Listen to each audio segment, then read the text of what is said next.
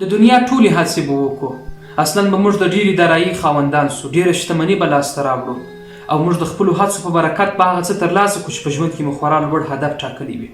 ایا وروسته له دې ټولو حالزونو او ستړیاوو څخه وروسته دا دنیا حقیقي ده؟ هېڅکله دا دنیا انسان ته عزت نسي وربخښلی، بلکې موږ د یو داسې حقیقي دنیا په وړاندې ورځو چې په دې دنیا کې زموږ د پیدایښت موخه هغې دنیا ته کار کول دي. الله تعالی وایي ما انسانان او پیرانان نه دي پیدا کړي، بلکې ما پیدا کړي د خپل عبادت لپاره دي. په ژوند کې هغونه هڅه وکړئ چې ستاسې روزانه ژوند ګزاره ورباندې وسي، نه داسې هڅه چې په هغې کې د ژوند پراخ حقیقت چې الله تعالی د څه شي دپاره راستولی یو هغه راڅخه هېر سي او اخروي ژوند مو بیا د ګڼو مشکلاتو سره مخ وي. راځئ د یوې حقیقي دنیا دپاره او حقیقي ژوند دپاره حقیقي خواري وباسو. السلام علیکم ورحمة الله.